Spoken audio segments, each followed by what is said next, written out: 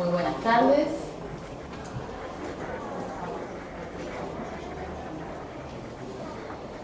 Muy bien, en el marco del festejo por los 95 años de la Facultad de Ciencias Económicas de la Universidad de Buenos Aires, le damos la bienvenida al doctor Guillermo Enrique Ragazzi, abogado de la Universidad de Buenos Aires, profesor consulto titular de la Facultad de Ciencias Económicas y de Derecho, ambas de la Universidad de Buenos Aires, profesor de maestrías, carreras de especialización y cursos de posgrado en la Universidad de Buenos Aires y en universidades nacionales y privadas, autor de libros y trabajos en materia empresarial, societaria y entidades de bien común. Ha dictado cursos y pronunciado conferencias en el país y en el extranjero.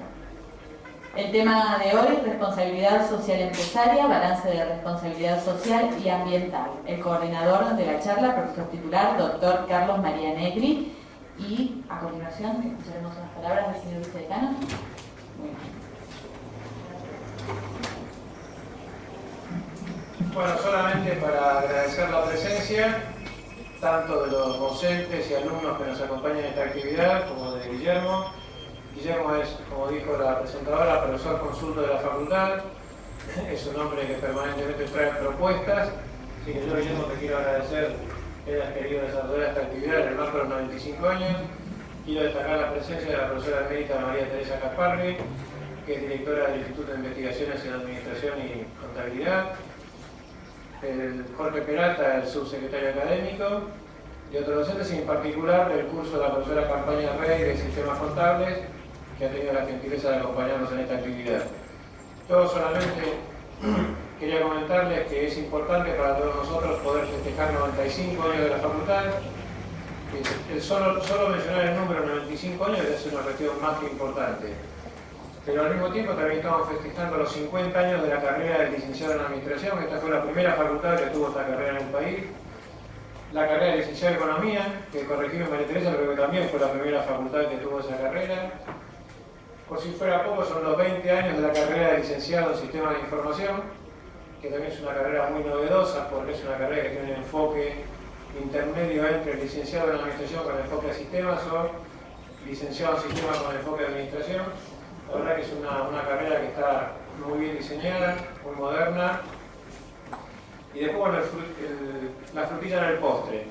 Este viernes a las 12 están invitados en el Salón de Actos. Vamos a hacer la presentación de la obra del nuevo edificio. Está en construcción aquí en Uriburu, Córdoba. La obra está muy avanzada, la vamos a inaugurar entre marzo y junio del 2010. Es un edificio que está destinado a posgrado, grado y investigación. Para que tengan una idea de la magnitud de la obra, representa un 50% de los metros cuadrados que están construidos hoy. Pero corresponde aclarar que esto es con plata del gobierno, y ahora es un patrocinio especial del Ministerio de Planificación, no lo estamos haciendo con plata de la facultad. Pero no importa quién lo financia, no sabe. Y el regalito que le va a quedar a la próxima gestión es que vamos a traer el edificio para ver de dónde sacamos la plata para que funcione y mantenerlo. Pero bueno, el edificio vamos a tener. Así que quería invitarlos también el viernes a las 12, presentamos la obra y hacemos una visita guiada. Así que bueno, los esperamos a todos en el Salón de Actos y van a disfrutar la actividad de Guillermo. Nuevamente gracias a todos.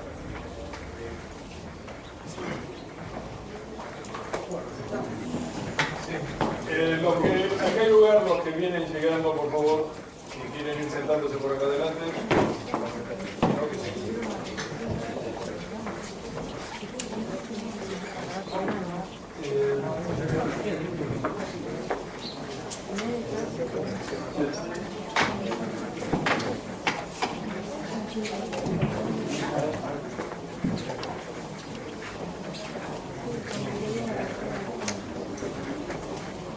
Buenas tardes, les agradezco la presencia y vamos a tocar un tema esencial de los cuales el doctor Ragazzi es uno de los referentes obligados del país: responsabilidad social empresaria. Cuando hablamos de la responsabilidad social empresaria, uno tiene que mezclar conceptos y ejemplos. En el doctor Ragazzi tenemos una simbiosis de ambos elementos, conceptos y ejemplos. Así que muchas gracias por estar con nosotros. Bienvenido. Agradecido soy yo, y después de estas palabras realmente, como siempre, tan generosas y excesivas. Doctor Negri, bueno, realmente lo único que puedo agregar en estos momentos es empezar mi agradecimiento a las autoridades de la facultad por esta invitación a participar de esta forma en los actos de homenaje a nuestra casa. Para mí realmente es una distinción como profesor de esta casa, del Departamento de Derecho, se nos haya dado este espacio. En realidad, también quiero aprovechar este momento para señalar que las materias de Derecho conformaron desde el inicio de la carrera de contador público y luego la licenciatura de Economía, Administración de Sistemas y antes Actuario, decía, conformaron los contenidos curriculares de todas esas asignaturas. Y ello porque sin duda el perfil del graduado de Ciencias Económicas requiere el conocimiento de la existencia de un orden jurídico que regula las relaciones entre los miembros de la comunidad en sus distintos estadios, distintas relaciones políticas, relaciones sociales, relaciones laborales, y en definitiva constituye para los docentes una particular responsabilidad, porque a través de la enseñanza de este conjunto de relaciones se trata de alcanzar una sociedad más justa, que permita superar las desigualdades, que recupere el camino necesario hacia la justicia y el progreso personal y social, y que pone el acento especialmente en la dignidad humana por encima de toda otra diferencia ideológica y el acento en la libertad y la paz. De modo tal que de esa concepción, las asignaturas de derecho privado, derecho público, en su momento derecho agrario, de derecho laboral, conformaron, vuelvo a repetir, los contenidos curriculares de las asignaturas y fueron expuestas por maestros realmente. Un trabajo que hizo la doctora Mercedes Rodino de nuestra cátedra de Instituciones de Derecho nos ha permitido recordar algunos nombres de los profesores que iniciaron la enseñanza del derecho precisamente en estas asignaturas, y los voy a nombrar en todo caso como un recuerdo a su memoria, a su impronta, a su ejemplo, a lo que dejaron en esta facultad. Lázaro Trevisan, Augusto Marco del Pont, Antonio Maresca, Carlos Malagarriga, Wenceslao Urapilleta, Alfredo Palacios, que dictó clases en nuestra facultad, Florentino Sanguinetti, Mario Rivarola, Guillermo Garbarino Islas, Lucio Moreno Quintana, sería realmente muy larga la lista, pero allí están los primeros profesores titulares de nuestras asignaturas, que realmente vayan ellos en todo caso el homenaje y el recuerdo de nuestra facultad, y muy especialmente del Departamento de Derecho, que por supuesto muy gozosamente sus autoridades, y está el director del departamento, y todos los que lo integramos nos unimos muy gozosamente a los primeros 95 años de nuestra facultad. En realidad el tema que nos planteamos de responsabilidad social empresaria no es un tema nuevo incluso en nuestra facultad. Aquí existe un Centro Nacional de Responsabilidad Social y Capital Social, que dirige el profesor La Roca, y que viene dictando cursos de capacitación, de información, enseñando en definitiva lo que son las bases, las estructuras de lo que conocemos como responsabilidad social empresaria. El tema realmente en los últimos años y meses, especialmente en este año, ha tenido un tratamiento muy intenso por parte de las propias empresas, a través de su sector, departamento de recursos humanos, marketing social, también las facultades, los institutos de las facultades han iniciado cursos sobre responsabilidad social y en particular empresaria, de modo tal que se ha escrito tanto, se ha diagnosticado tanto, que hace pocos días, escuchando casualmente la intervención en un seminario vinculado con valores y cohesión social, el intendente de Rosario, Miguel Lifti, decía, bueno, en realidad tanto diagnóstico, tantas cosas, tantas presentaciones, bueno, ahora me parece que nos está faltando la acción. Y me parece que en realidad en este tema, como en todos o en muchos otros, realmente estamos abundando en diagnósticos, abundando en programas, abundando en información, pero nos está faltando la contracara de la acción. Leí ayer o antes de ayer en las declaraciones las palabras de Luc Montagnier, y también vale el homenaje, por cierto, aunque se trata de otra disciplina, la reciente premio Nobel de Medicina, que decía: las ideas no son nada, las ideas son todas, las ideas todos las tenemos. Lo importante es hacerlas pasar a los hechos.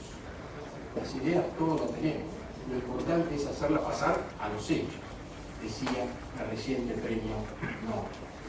Hubo tal que, analizando también esta cuestión recientemente en una reunión con el doctor Negri y otras autoridades del departamento y profesores, nos planteábamos en qué medida esta situación que se está dando en estos momentos de crisis financiera, económica en el planeta, cómo va a repercutir también en nuestro país, en nuestras instituciones y cómo en nuestras disciplinas y desde los distintos ámbitos se puede abordar un tema como este. Es decir, toda esta crisis, y en particular de la óptica de la responsabilidad de los administradores, actualiza en gran medida todo el tema que se analizó hace apenas 10 años en oportunidad de los escándalos financieros, los debates de Enron, Tico, WorldCom, Abu, Gines, Parmalat, etc. En definitiva, el planteo de un imprudente ejercicio de la administración de corporaciones financieras y crediticias en la que se mezcló un explosivo componente de asunción de riesgo, codicia, imprudencia y una pésima administración, que llevó, al igual que en la anterior oportunidad de los años 90, aunque en este caso la dimensión es mucho, mucho mayor, a que la gente perdiera miles de empleos y a ver cómo se evaporaran sus ahorros y sus fondos de retiro, y al mismo tiempo cómo se gastan millones y millones de dólares para rescatar a empresas en dificultades. A raíz de esta crisis, hay una reciente declaración del presidente de Francia, el actual presidente además del grupo europeo, que por su importancia y además por el contenido ha provocado un impacto en la comunidad internacional, y que me voy a permitir leer, aunque muchas veces cuando uno lee estas cosas, nada menos que un presidente que en alguna medida algún grado de responsabilidad tiene como esto, en definitiva son declaraciones ex post. Hubiese sido interesante que hubiesen sido ex ante, pero de cualquier forma no deja de ser importante por quién lo está diciendo.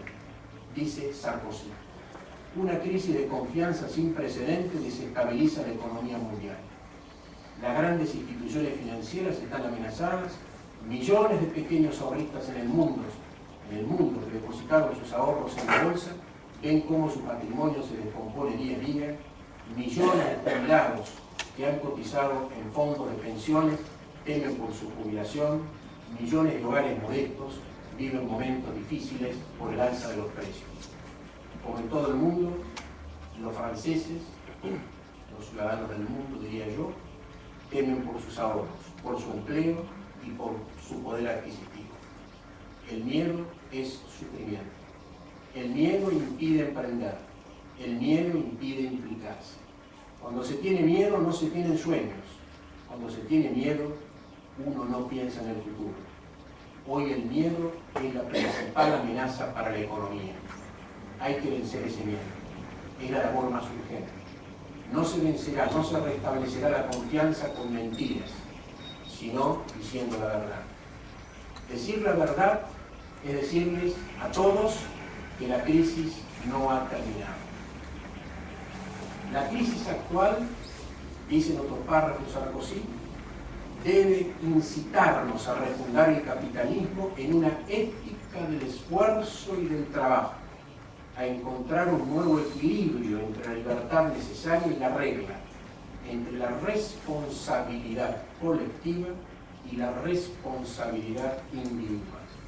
Si queremos construir un sistema financiero viable, la moralización del capitalismo financiero es una prioridad. Y en otro de los párrafos, también esto es muy importante y ojalá que así ocurra, dice Sarkozy: se han de buscar responsabilidades y los responsables de este naufragio deben, al menos, ser sancionados financieramente. La impunidad sería inmoral. No podemos conformarnos con hacer pagar a los accionistas, a los clientes, a los asalariados, a los contribuyentes y exonerar a los principales responsables. ¿Quién podría aceptar algo que sería, ni más ni menos, una gran injusticia? Ojalá que ello así ocurra y que estas palabras y este documento que dijo que va a elevar la semana próxima en el Consejo Europeo se convierta en una realidad. He puesto énfasis en algunas palabras: confianza, responsabilidad social, responsabilidad individual, compromiso de que esto realmente no quede impune. Porque efectivamente he hecho incluso este comentario por cuanto tanto Enron como las empresas financieras que en estos días han sido artífices de este debacle contaban con códigos de conducta o de buen gobierno corporativo. Códigos de conducta que establecían a los ejecutivos fuertes reglas de lealtad, transparencia y confianza hacia los mercados y hacia los inversores, que sin embargo la realidad puso de resalto su fragilidad al tiempo de la verdad. Y al tiempo de la verdad no hay código de buena conducta, de lealtad, de transparencia, de fidelidad, cuando detrás de estos códigos existen conductas tan impúdicas como las que han manejado estas empresas. Si bien las prácticas de responsabilidad corporativa han venido a ser un componente importante de la cultura que define la esencia de la empresa, ya que transmite a la sociedad la manera de entender la misión y sus compromisos con la comunidad, es posible que en la práctica se haya sublimizado el valor de estas prácticas recogidas generalmente en códigos de conducta o de ética empresarial, y ello es porque existe una diferencia importante entre principios éticos y códigos éticos. Los principios éticos deben descubrirse, los códigos sencillamente formularse. De modo que pueden estipularse en estos códigos un conjunto de reglas de buena conducta, de gestión empresarial, que los administradores, generalmente los mismos que escribieron los códigos, se lo conocen de memoria. Pero ello, conforme a lo que vemos en estos días, no parece suficiente. Porque obrar con rectitud no debe ser por el mandato de una norma, de un código, de la letra, de una recomendación. La rectitud o prudencia, y especialmente del administrador, no pueden aprenderse en libros o en códigos de comportamiento moral. No se trata de una cuestión teórica, sino de una vivencia práctica. La virtud se adquiere, no se aprende leyendo un código, por bien redactado el código esté. ¿De qué valen las recomendaciones y los códigos de conducta impuestos a palos si detrás de ellos están las conductas humanas, cercanas o alejadas a los principios que aquellos códigos establecen? De cualquier forma, uno tiene la percepción de que algo en el mundo está cambiando y seguramente esta crisis va a cambiar. Y ciertas formas de hacer negocios o de generarlos ya no van a ser posibles.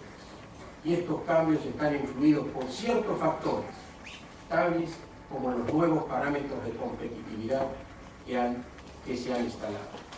Lo que antes era medido solo en factores cuantitativos, como ser la producción total de empresas, hoy es observable y juzgado por aspectos que reflejan sus relaciones con los empleados, con los proveedores, con la calidad de los procesos, el compromiso con la comunidad, el medio ambiente, etc. De esta forma se va desplegando una idea en el mundo empresarial representada por la calidad en las relaciones, las condiciones de equidad y su sustentabilidad social, ambiental, económica y financiera que asumen las empresas en sus comportamientos. Y a ello se suma que la responsabilidad social se traduce hoy en mediciones concretas de performance empresarial. que pueden ser observadas y analizadas por los accionistas y por la comunidad. Existe hoy en el mundo, y seguramente se incrementará en los próximos meses, un creciente número de inversores, bursátiles, pequeños inversores minoristas, que incorporan en sus criterios de inversión parámetros sociales, parámetros ambientales, parámetros éticos. Están haciendo un nuevo tipo de inversión, la inversión responsable, que potencia y refuerza el crecimiento de la responsabilidad social.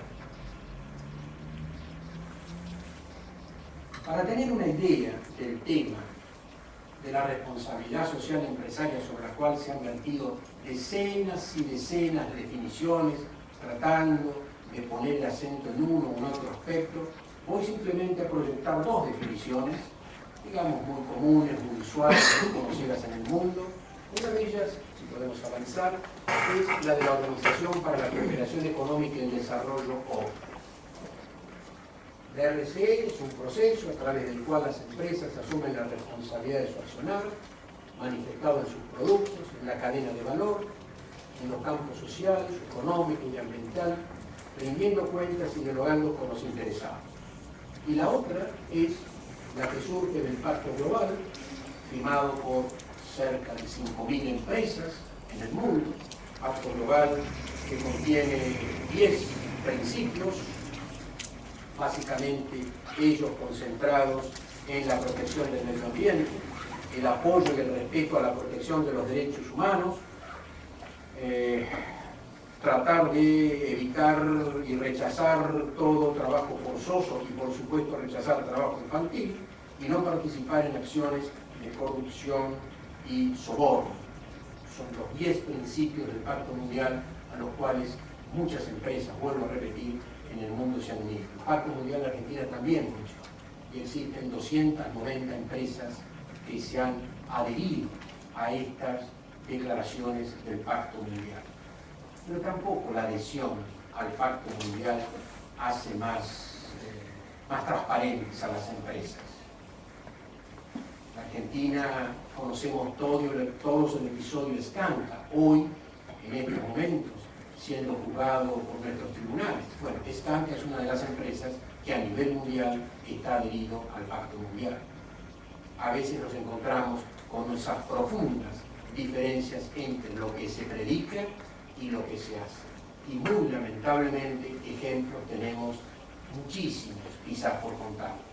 En Argentina se producen vehículos, especialmente de motores diésel, hoy, que no llenan los mínimos requisitos de contaminación a nivel mundial.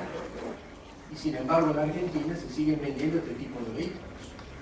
Hay programas de libre contaminación del río y del riachuelo que han iniciado algunas empresas y resulta que algunas de sus factorías tiran sus desperdicios en algunos afluentes.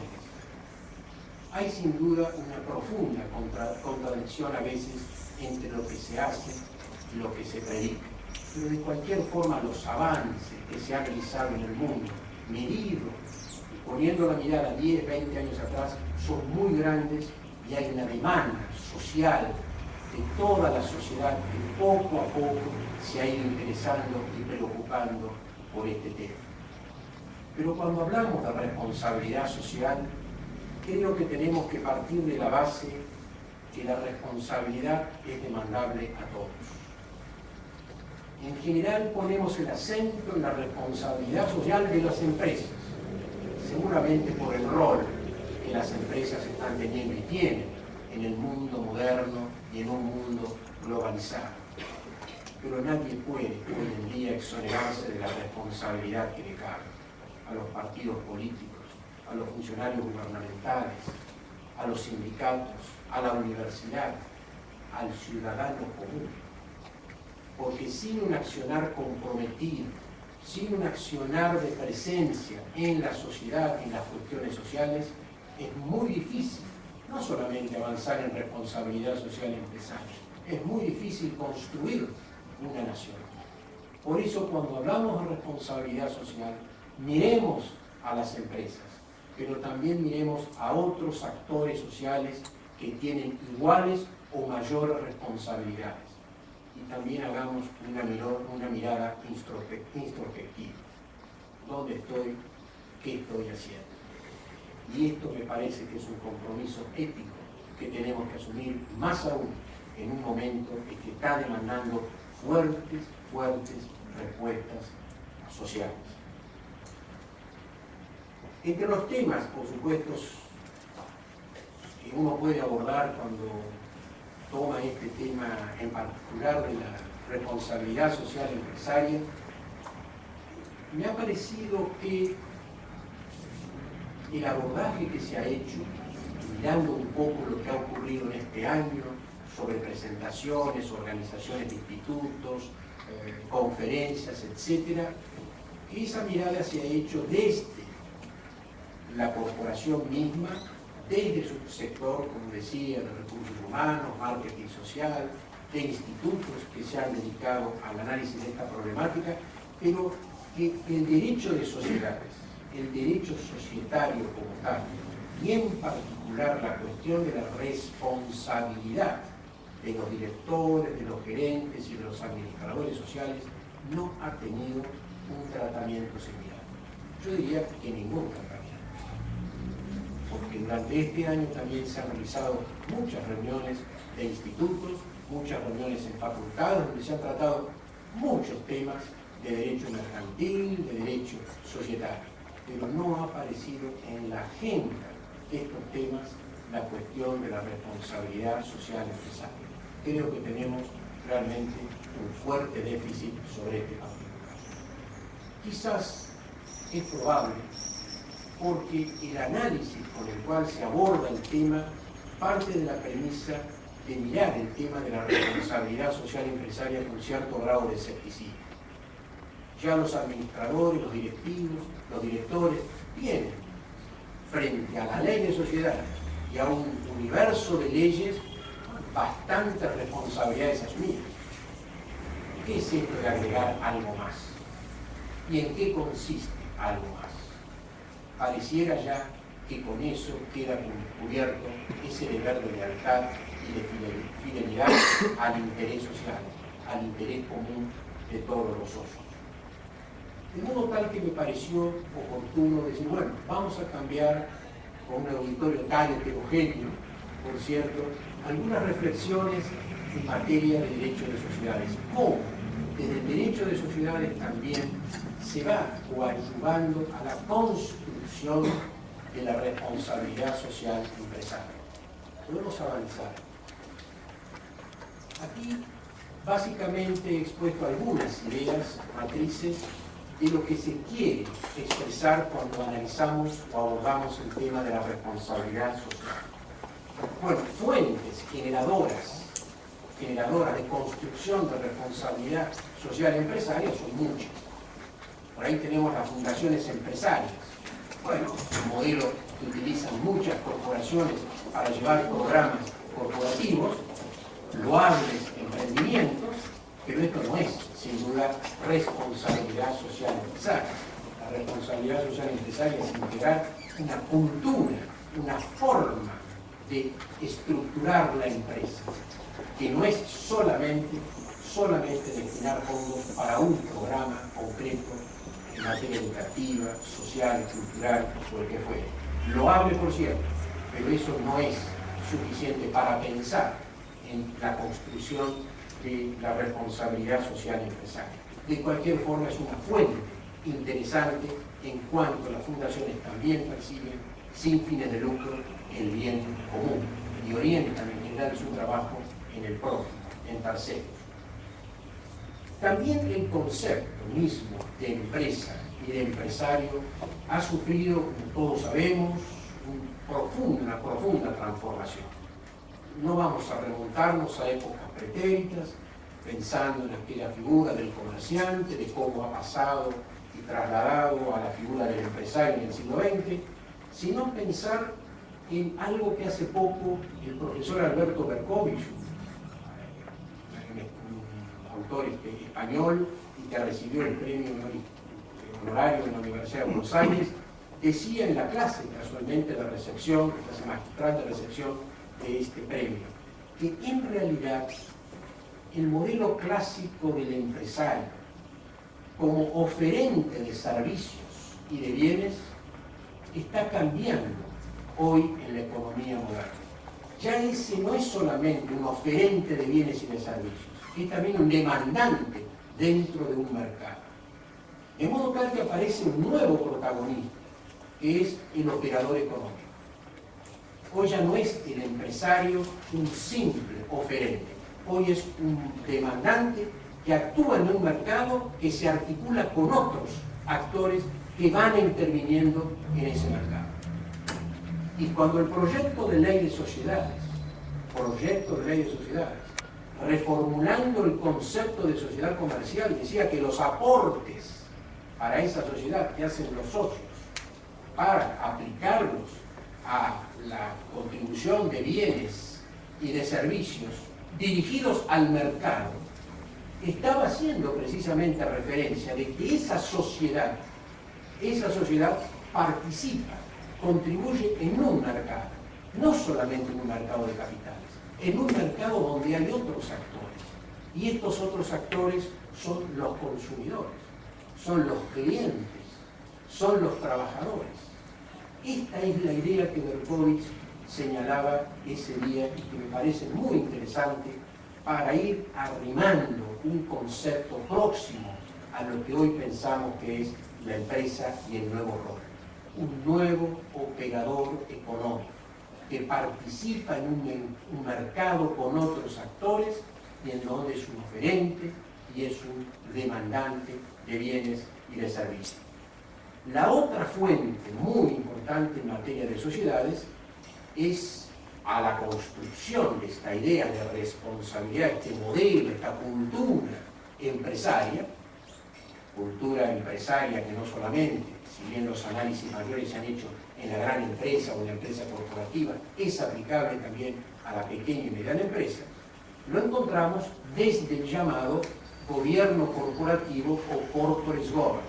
Quizás es una expresión para algunos conocidas, para algunos no muy conocidas, pero estas son como recomendaciones prácticas que en el mundo se han ido dando con el correr de los tiempos. Esto nace especialmente en Estados Unidos, luego se traslada en la década de los 70 a Inglaterra y de Inglaterra pasa al derecho continental europeo.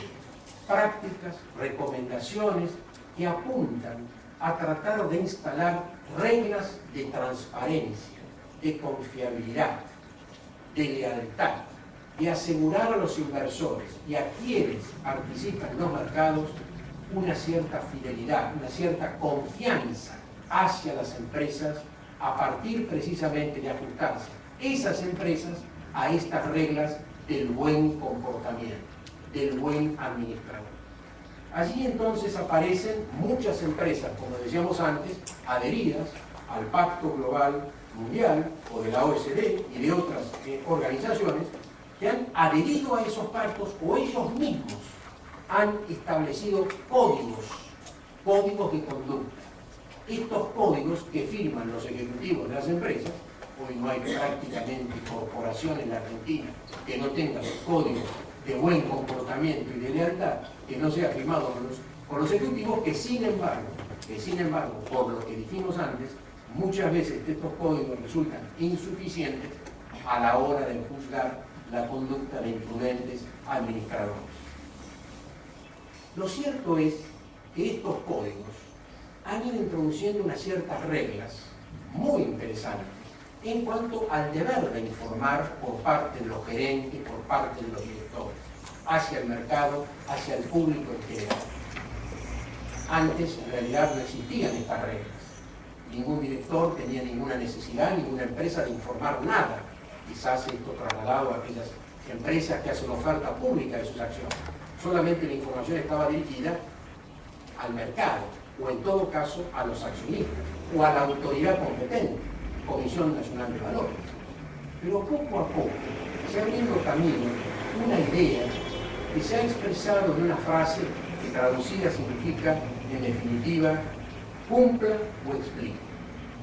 Es decir, señor, usted va a incorporar dentro de sus estatutos estas reglas del buen comportamiento y de transparencia, ¿usted va a asumirlas como tales? Bueno, dígalo. Si lo asume, cumpla con el deber de informar al público sobre lo que usted va a hacer, lo que usted está haciendo en esta materia, en la protección del medio ambiente, en sus relaciones con los trabajadores, en lo que va a hacer con respecto a toda su gestión de negocios. Y si no lo va a hacer, si no va a adoptar esto, en todo caso explique las razones por las cuales no la va a hacer. Es decir, cumpla o explique. Esto en inglés es comply or explain, dice la fórmula. Comply or explain. Y esto es muy importante, porque el manifestar una empresa, especialmente que cotiza en bolsa, que no va a ajustarse por el momento a estas recomendaciones del buen gobierno, no significa que va a hacer mal las cosas, pero es un dato que tiene el inversor, de que la empresa no tiene interés por el momento de incorporar estas reglas del buen gobierno corporativo, que significa profundizar mucho más estos deberes y esta información, no tiene interés de hacerlo porque de pronto no quiere informar al público. Y esta regla, que nosotros explicamos así muy rápidamente, ahora está incorporada en una resolución del año pasado de la Comisión Nacional de Valores, la resolución 516, que dispone para todas aquellas sociedades que cotizan en bolsa la creación de lo que se llama Código de Gobierno Corporativo. Código de Gobierno Corporativo. Un código en el cual se instalan toda una serie de recomendaciones que en definitiva es información que puede resultarle de interés al público. Señor, en definitiva y a modo de ejemplo, ¿qué va a hacer usted con la política de remuneraciones respecto a sus directivos? ¿Cómo va a organizar la sucesión en los cargos directoriales? ¿Cómo es la cantidad de mujeres y de varones? ¿Y qué pautas tienen ustedes en los cargos ejecutivos y cómo se distribuyen? Bueno, como eso podría mostrar otros, varios ejemplos que en definitiva expresan una forma de informar al público sobre cuestiones que hacen el funcionamiento interno de la sociedad. Es decir, mejorando en definitiva la transparencia, el manejo de los recursos humanos y también económicos de la compañía. Y además se incorpora esta regla. Cumpla o explique. No es obligatorio, pero en todo caso, si lo incorpora, cumpla con todos los requisitos. Y si no lo incorpora, explique. De las razones por las cuales usted no tiene interés en incorporar este código de gobierno societario en su empresa. Pero lo más importante y vinculado con lo que estamos analizando, que es la responsabilidad social empresaria, como un avance muy significativo en nuestro país, es que dentro de un capítulo asignado al directorio, el código le atribuye al directorio la responsabilidad por la estrategia de la compañía. Y entre estos ítems que debe informar, vinculados con la estrategia de la compañía, se enumera expresamente la política sobre responsabilidad social empresarial. Y más adelante, en otro ítem, se le obliga a informar sobre la forma de financiamiento y el presupuesto que va a tener la empresa para desarrollar todas esas estrategias y esas políticas. ¿Qué quiere decir esto? Quiere decir que si la sociedad adopta este modelo de gobierno societario, va a tener que incorporar como estrategia política de la empresa la responsabilidad social empresarial. Y deberá asignarle un presupuesto y un financiamiento para llevar adelante la responsabilidad social empresarial. Esto es un avance importantísimo. Claro que posiblemente la responsabilidad social empresaria no sea entendida por estos parámetros, sea entendida en todo caso como programas, y se informarán sobre los programas sociales. Pero de cualquier forma, estos son avances. Ahora las empresas que cotizan en bolsa deberán, si aceptan este código, informar sobre políticas de responsabilidad social empresaria. Y si no lo aceptan el código, deberán informar por qué no lo hacen. Y esto va a tener una repercusión muy grande en el mercado, en el inversor, en la estima, entre comillas, que puede tener el público en general sobre esa empresa. Por cierto que el tema del corporate governance ha avanzado muchísimo, mucho podríamos también señalar sobre este particular. En la Argentina hay avances importantes, no solamente empresas que se han adherido al pacto global en la Argentina, vuelvo a repetir, más de 300, otras empresas, especialmente las empresas financieras, se han adherido a los principios de Ecuador, principios que las empresas, bueno, asumen, los bancos especialmente, un compromiso voluntario originado en la iniciativa de la Corporación Financiera Internacional para el fomento de las inversiones sostenibles del sector privado en países en desarrollo, y que establece que las entidades financieras que adoptan estos principios se comprometen a evaluar y tomar en consideración los riesgos sociales y medioambientales de los proyectos que financian en países en desarrollo. Es decir, en estos momentos todos los bancos, en todos los préstamos superiores a 15 millones de pesos, deberían teóricamente tener en cuenta estos principios. Vinculado con el derecho de sociedades, quiero señalar un tema en particular, y es el tema de la responsabilidad de los administradores, gerentes en las SRL, los administradores en general, y este sometimiento a las recomendaciones o estipulaciones contenidas en los códigos del gobierno corporativo. Como todos sabemos, en el ámbito de la responsabilidad de los administradores, el artículo 59 de nuestra ley de sociedades impone a los administradores y a los representantes de las sociedades comerciales un deber de obrar con la lealtad y la diligencia de un buen hombre de negocios, que conlleva también como contrapartida la abstención de toda actuación en contra del interés social y hasta la sanción en caso de omisión. Dice el artículo 59, los que faltaren a sus obligaciones son responsables ilimitada y solidariamente por los daños y perjuicios que resultaren de su acción u omisión. La norma establece para todos los administradores, así cualquiera sea la dimensión de la empresa, cualquiera sea, en primer lugar un deber de lealtad, es decir, una requerible fidelidad respecto al interés común a los socios o al interés social, subordinando siempre cualquier otro interés propio o de terceros, cualquiera sea este. La expresión buen hombre de negocios muestra un estándar de conducta que denota un elemento de conocimiento y de destreza en las cuestiones vinculadas al tráfico comercial. Se mide por la actitud profesional que es dable encontrar en personas que administran negocios de igual o parecida naturaleza. La actuación de los administradores, subordinado a todo otro interés que no sea el social, comporta atribuir responsabilidades personales por faltar a sus obligaciones e incurso, por ende, en la genérica imputación de mal desempeño. Esto es la norma legal.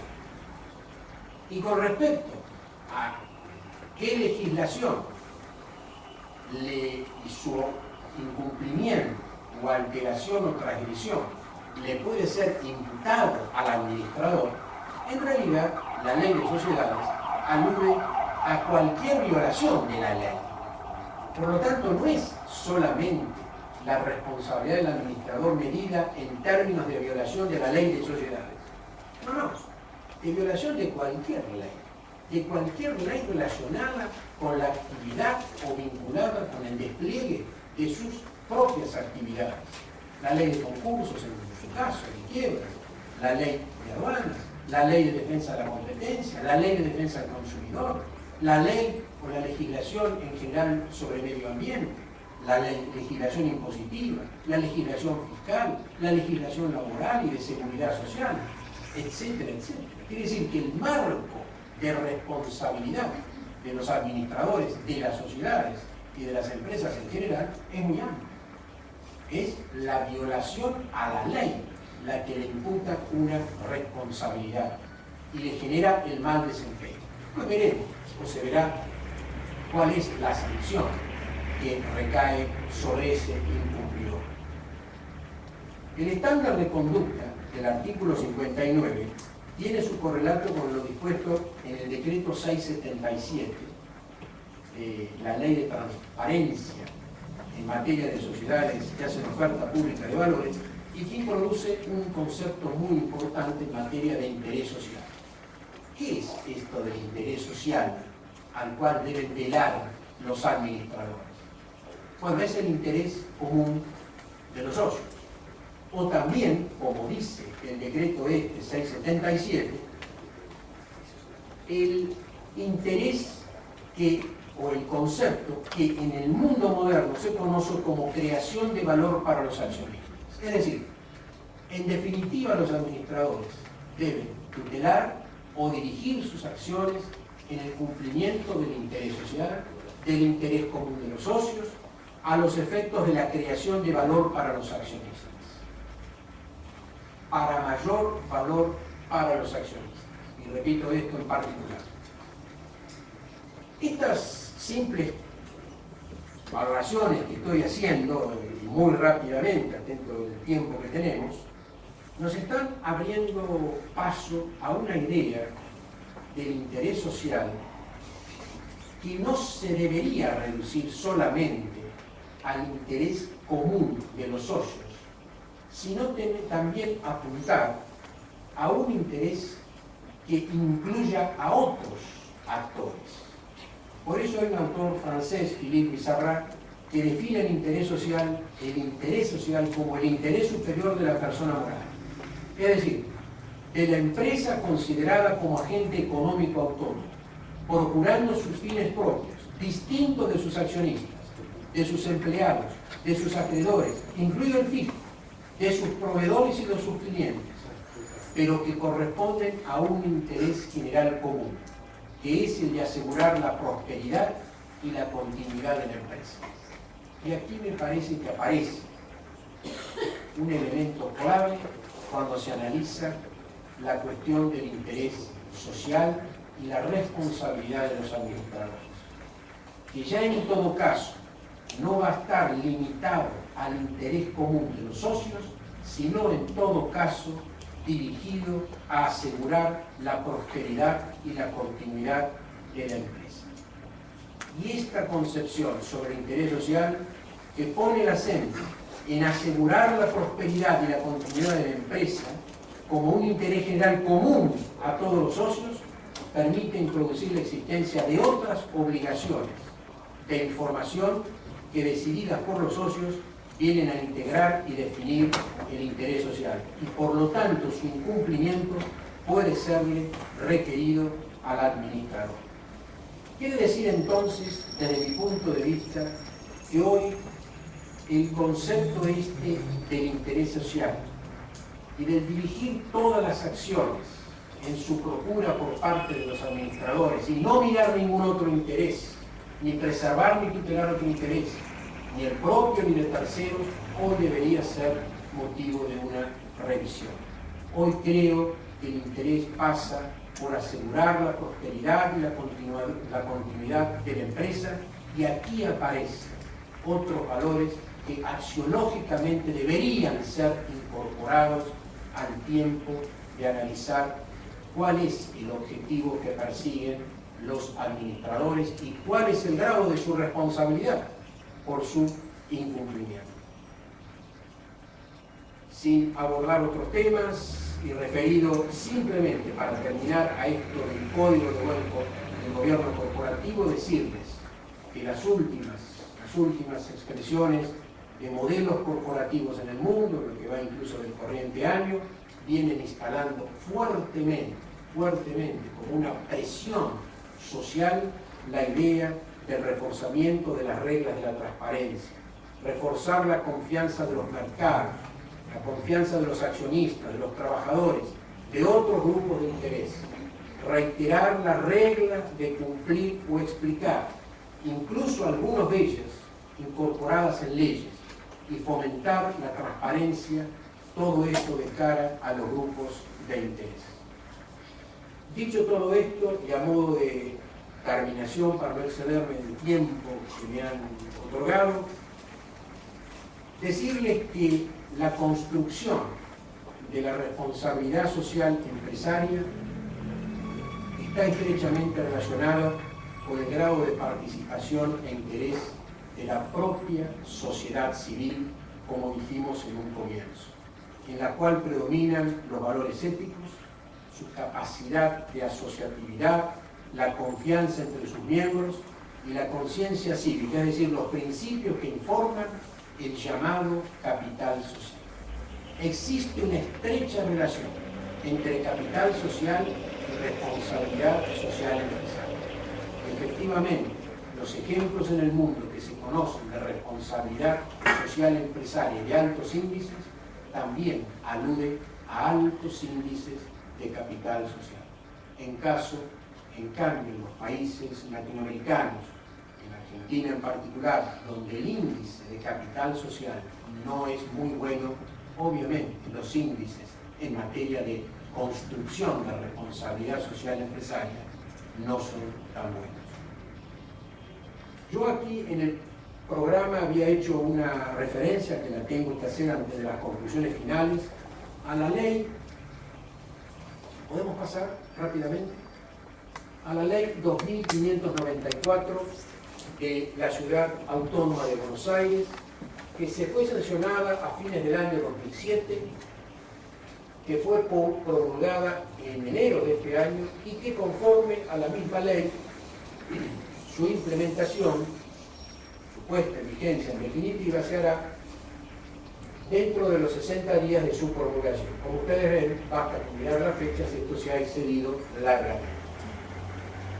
En realidad, les adelanto, es una ley que en general, uno puede estar de acuerdo con la filosofía que la informa, o ahora vamos a ver, pero en general, desde mi punto de vista, padece de ciertas disfuncionalidades, de cierta carencia de técnica, incluso legislativa, genera muchas incertidumbres y que en general el sector, digamos, empresario, aún el sector pequeño y mediano, no lo ha visto con cierto favor.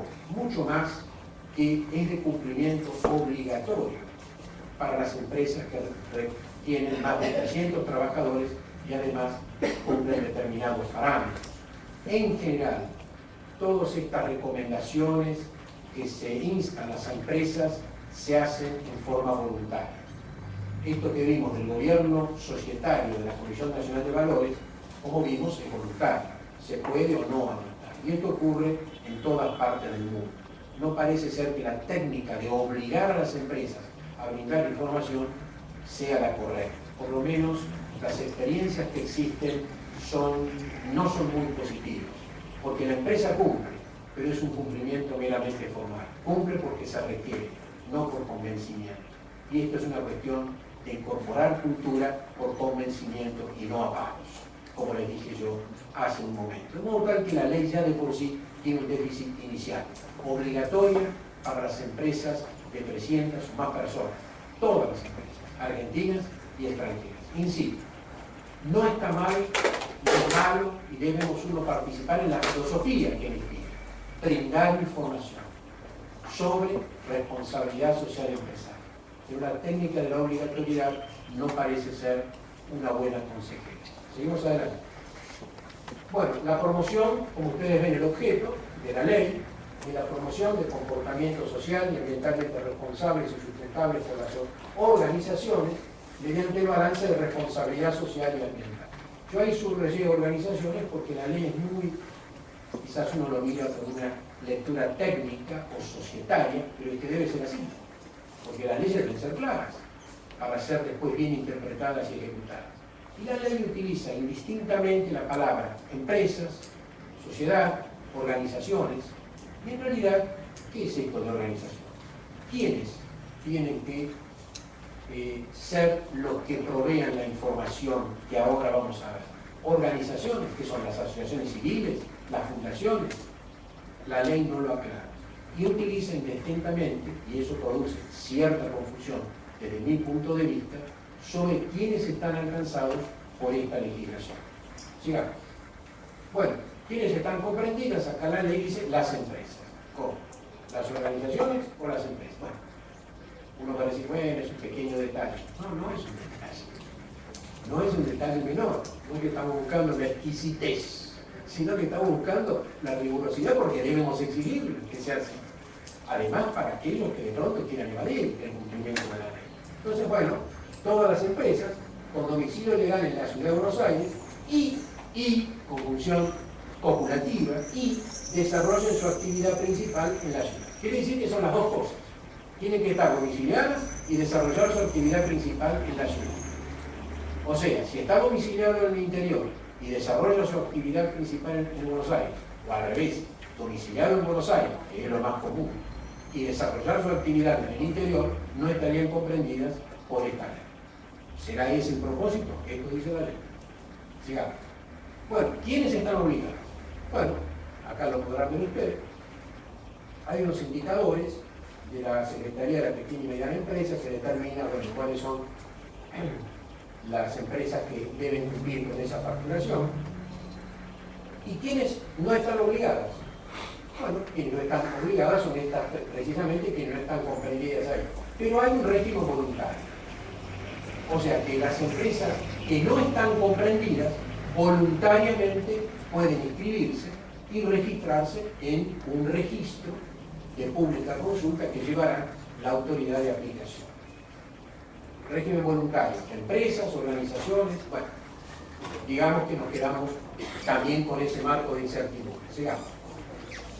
Ahora lo curioso es que se pueden otorgar beneficios promocionales a las empresas que voluntariamente se presentan, pero que no gozan de estos beneficios las empresas que obligatoriamente deben presentar. O sea, que aquella empresa que precisamente se obliga y se presenta no goza de ningún beneficio. A los que voluntariamente se presentan sí gozan de beneficio. En realidad, tampoco hay una explicación en la ley por qué este criterio. En todo caso, para favorecer a quienes se presentan voluntariamente. Pero parece ser que es una norma hasta discriminatoria, ¿no es cierto? Y por otra parte, tampoco se conoce bien cuáles son estos beneficios, porque la ley no lo dispone. Dice, se dispondrán reglamentariamente. Bueno, podemos avanzar. Ya evidentemente tenemos acá el tiempo contado. Bueno, las empresas por lo tanto tienen que presentar un balance de responsabilidad social ambiental, un balance que debe sujetarse a algunos parámetros generales que establece la ley y algunos que por vía reglamentaria dictará la autoridad de aplicación, pero que no se sabe realmente cuáles son sus contenidos. Otra curiosidad, fíjense la última línea, los balances de responsabilidad social y ambiental los confeccionarán profesionales, dice la ley, idóneos. ¿Y quiénes son profesionales idóneos para publicar un balance de responsabilidad social y ambiental? Los psicólogos, los sociólogos, los especialistas en medio ambiente, los contadores. Ahora, ¿qué dirán los contadores de las sociedades y la responsabilidad por los síndicos que tienen cuando de pronto se está brindando información, no solamente de medio ambiente, sino también económica y financiera, respecto a cómo se van a asumir esos compromisos y cómo se asumen? ¿Acaso no tendrá algo que decir el auditor de la empresa respecto a esta información, que por otra parte ha sido firmada por un profesional idóneo? O sea que es un régimen de idoneidad abierta. genera sin duda una gran marco de incertidumbre, pero también una gran incertidumbre interna hacia la sociedad y que puede generar responsabilidades a quienes ejercen cargos en los órganos de fiscalización. Se está mandando y que incluso se publica en un registro información de la empresa en aspectos incluso financieros, económicos, que son ámbitos propios de los síndicos y también eventualmente del auditor.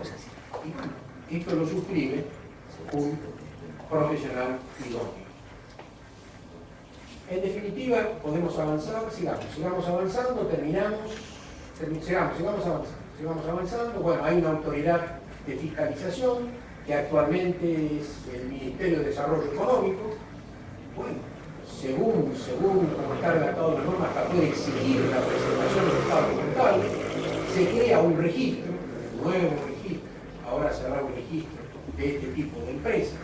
Siempre la creación de un registro trae toda una cuestión burocrática de por medio. Y finalmente las apreciaciones que puedo hacer sobre el particular, si pasamos, como para mí, o desde mi punto de vista, esto es muy particular, tiene una imprecisa redacción, simplemente he anotado 2 o 3 cosas. El tema de la obligatoriedad, tanto es así que la Cámara de Comercio de Buenos Aires ha elevado al jefe de gobierno de la ciudad en mayo una nota pidiendo que no sea exigible obligatoriamente esta información. Todavía no hay un pronunciamiento del jefe de gobierno sobre ello. Establece, desde mi punto de vista, una pauta discriminatoria en cuanto a que algunos gozarán, aquellos que voluntariamente se inscriban, y otros que cumplen no gozarán de eventuales beneficios. El contenido del balance implica la intervención de los órganos sociales, incluido la sindicatura y la auditoría, pero no cabe duda que la ley no exigiría esto, bastaría simplemente con la certificación de un profesional idóneo. Y no quiero pensar, y ya con esto concluyo, por lo menos esta parte de las conclusiones finales, que las sociedades cotizadas y en relación a las normas que tienen de la Comisión Nacional de Valores, me parece que se van a encontrar con un problema muy serio en cuanto a la información que van a tener que brindar, si es que esta ley realmente se reglamenta y se pone en vigencia, frente a una autoridad de contralor que no es precisamente la que corresponde por la ley que regula su funcionamiento. De modo tal que, sin avanzar en cuestiones, como algunos han señalado, cuestiones de inconstitucionalidad de la ley, tema que merecería todo un capítulo, me parece que se trataría de una norma que, sin reconocer realmente el ideario que la informa, ameritaría sin duda un reajuste profundo antes de avanzar sobre este particular. Termino con 2 conclusiones finales. Yo diría que abordar el tema de la empresa es esencial para comprender la problemática total del derecho en nuestro tiempo. Podemos avanzar en la conclusión. El tema de la responsabilidad social no solamente es algo que le incumbe a las empresas, como he dicho, sino que es algo que incumbe a todos. Autoridades públicas, empresarios, sindicatos, universidades, profesionales, ciudadanos y las organizaciones de la comunidad tienen obligaciones a la sociedad. Y solo a través del trabajo mancomunado y articulado entre los distintos sectores se podrá generar la sinergia necesaria para construir una sociedad más justa y solidaria. El derecho de sociedades está fuertemente influenciado por el nuevo rol de la empresa. El estándar de conducta de lograr con lealtad y la diligencia del hombre de negocios tiene un alto contenido axiológico y deberá apreciarse en el caso concreto, tomando en consideración los valores de transparencia y ética en los negocios que la empresa y sus administradores han seguido. Hace un par de días lo escuché en un seminario al rabino Sergio Berman, que siempre realmente es muy interesante, incluso utiliza expresiones muy impactantes, decir que vivimos un default de ciudadanía. Es decir, la omisión de asumir la responsabilidad de ser ciudadanos. Y propuso medir el Índice Nacional de Evasión Cívica. Y agregó, la evasión impositiva quiebra el tesoro, la evasión cívica quiebra la nación. Por ello, asumir la responsabilidad social que como ciudadanos nos compete constituye un deber moral y ético, cuya omisión, silencio o desinterés compromete el futuro de nuestra nación.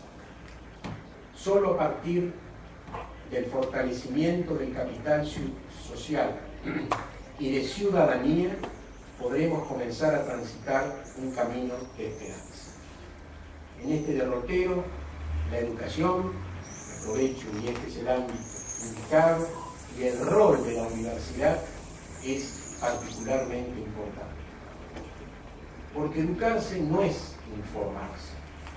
La información en todo caso forma parte de la educación, pero la educación no se reduce a la información. Educarse es proveerse de responsabilidad cívica. Es advertir la relación que existe entre la ética y el conocimiento, entre la información y la solidaridad.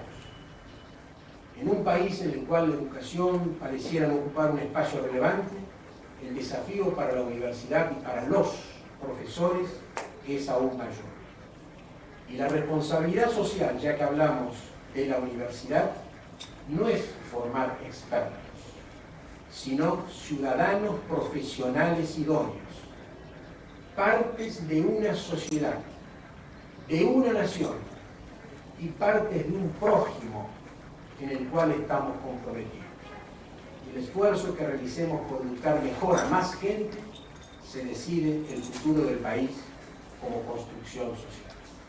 Termino recordando las palabras que pronunció Albert Camus cuando recibió su premio Nobel hace muchos años, y que quizás también está muy vinculada con el aquí y el ahora y el lugar que nos toca a cada uno de nosotros. Decía Camus, y termino, indudablemente cada generación se cree destinada a rehacer el mundo. La mía, sin embargo, sabe que no podrá hacerlo, no podrá rehacer el mundo, pero su tarea es quizás mayor. Consiste en impedir que el mundo se deshaga. Nada más.